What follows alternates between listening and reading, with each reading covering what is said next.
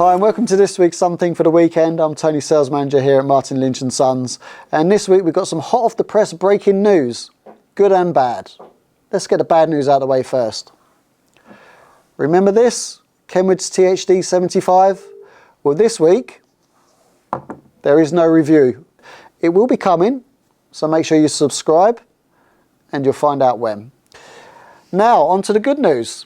For those of you that remember, we did a little video on which ICOM you should buy, and there was a little competition on that as well to win a cap. And I'd like to say congratulations to just one of you, and that's Brian, M7 Charlie Charlie Zulu. So Brian, if you'd like to email sales@hamradio.co.uk, and we'll be sending you this lovely ICOM cap in the post straight away.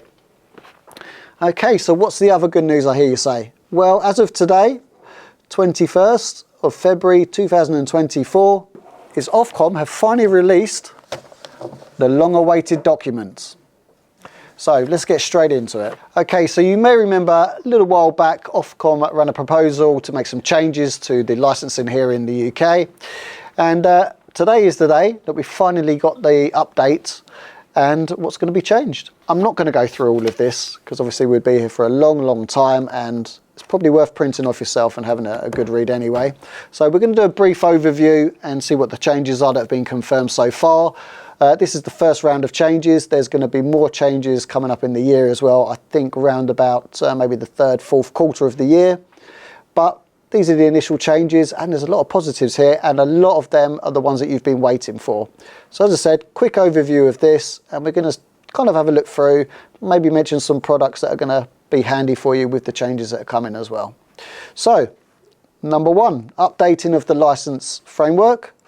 So basically, permitted licensees are only going to be able to hold one personal call sign or one personal license. So if you have your foundation license, you've still got your intermediate license call sign, and you've now got your full call sign license, you're going to have to choose which one you want to keep.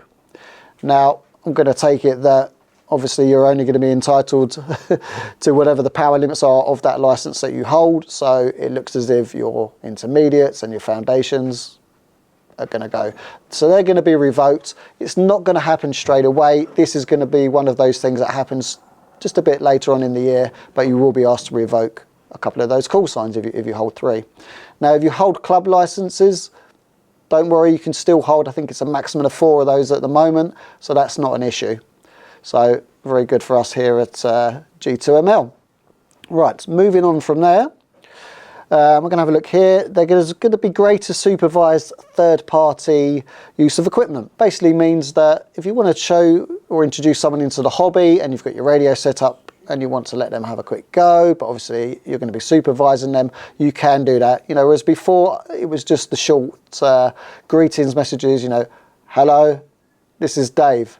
Hello, Dave. Right, that's it, Dave, get off.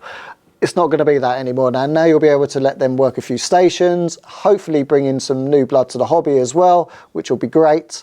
And, you know, why not share your love for the hobby with people? Get them on the air and see what the magic's all about.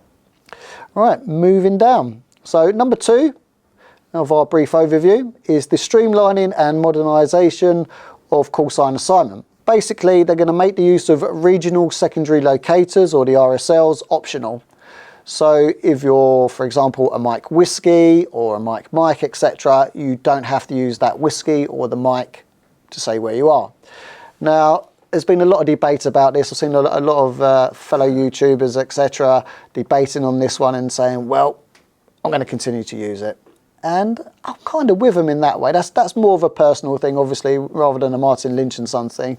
It's just that it does really come in handy. And if I'm working VHF, UHF, and I'm working into Wales from England, you know, that's quite an achievement, and I'd like to know that. I don't have to quickly log on to a PC, find out where they are on QRZ.com, etc. So with that one, I'm a little bit, you know, it's optional. So if it's down to me, I'd like to continue to use it, and, you know, maybe leave a comment below and let us know what you think on that one. So moving down from there, the introduction of the RSL E for those of us that are within England. So it's kind of strange, that one, because they're kind of saying it's optional if you want to use it. However, you can also use this one. So, you know, take it as it is, but to me that kind of sounds like, well, we've got E for England now, so let's use that, and let's use the W's and the M's and the I's, etc.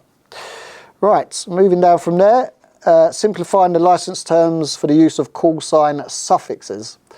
So I had to ask a friend about this one, called a friend about this one, because I was a little bit like, well, it's not really explained that well. So from what we understand, having a little discussion on this, is it's basically the stroke part of it. So if you're doing stroke QRP, stroke wherever, stroke on the couch, for example, stroke in the garden, you're going to be able to use that.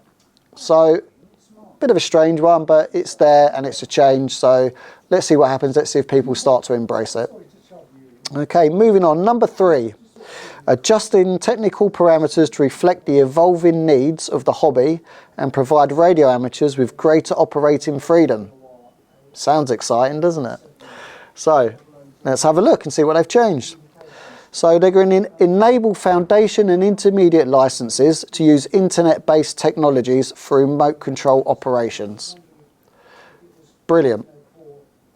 Big thumbs up when it comes to that. Thank you very much, Ofcom, for that. And it basically means if you have something like ICOM's IC705 that we discussed the other week, or 7610, Kenwood's TS590SG, 890SG, or even a Yaesu with an SCU LAN 10, then you're going to be able to operate remotely, put it at a remote location, maybe access it via your iPad, etc. And you know, this has been available to full licensees for some time, but it's great now that foundation licensees and intermediate holders, license holders, can do that as well. I think that's definitely a big thumbs up from me, and with the way that the technology is nowadays, perfect, absolutely perfect. Right, second on from that, enabling some beacon, gateway, data station and repeater use without the need for an NOV or notice of variation. Going to be superb, because a lot of you are using stuff like Zoom spots, for example. I know quite a few of you have bought DR2 XE repeaters, and it's a long process to go through setting all of that up. So that's going to be fun. Obviously, make sure you read, check local frequencies, etc., so you don't cause interference. And you know, do a little bit more research before you start doing that, and just make sure you do follow the guidelines and everything is above board. Otherwise, it could be carnage. Right, moving on from there, increasing the maximum permissible power levels for all licensees. Now this is the one that's been absolutely huge when it comes to internet chitter chatter and on-air chitter chatter as well. So what does it mean? So foundation licensee holders, you're going to increase from 10 watts up to 25 watts, which is a great increase. And you will notice a difference as well. You know, if you've been playing by the rules and you've been at 10 watts for the last few years, etc., that increase to 25, you really are going to notice a difference. And again, make sure you sort your antennas out, and that will make a massive, massive difference. Intermediate licensees, you're going to go from 50 watts to 100 watts. So you can turn the power level up all the way on your modern radio, which is probably going to do 100 watts. And again, it's just going to make your signal maybe a little bit more stable, but it's a nice thing, you know. So, full licensees, what happens now? As you know, for those that have been licensed for a while, 400 watts has been our legal limit for quite some time. And finally, we're going to get a kilowatt. So 1 kW for full licensees. So now's probably the best time to start looking at stuff like the SPE, Lydia's, ACOM. Have a good look, you know, look for used examples, especially if you want to save a few pounds, because they can be quite pricey. But yeah, it's time to get one. You don't have to use it all the time, obviously, but you're allowed to now, so why not? Contests, or contesters, I should say, you know, you've got a kilowatt rather than 400 watts. But we'll leave that one there for you. Right, moving on from that.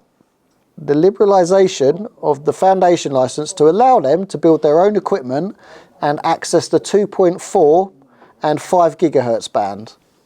So again, another little piece of extra operating bandwidth to the foundation licensee holders, which is great, because you know, the way things are at the moment, not everyone wants to operate HF, and it's nice that we can use those higher bands. So why not let everyone use them? You've gone through your license, you've sat your exams, etc. So why not? Now, if you don't want to make your own equipment for those bands and you're thinking, well, I do actually want to get on there, then take a look at ICOM's IC905, the introduction of that. It's perfect, absolutely perfect if you want to get onto 2.4 gigs and above. Okay, next in line is allowing low power airborne use in some frequency bands. Obviously, all the details are going to be within the main document. However, I believe it's around about 400 milliwatts that you're allowed to use, and I need to check to see which bands they are going to be as well. But as I said, make sure you download a copy of this and go through it. It's your duty as a radio amateur to be up to date with everything. You know, it's a self-learning hobby, so make sure you go through that. Okay, number 4, providing clearer updated rules, i.e. terms and conditions, which are easy for everyone to understand. Now,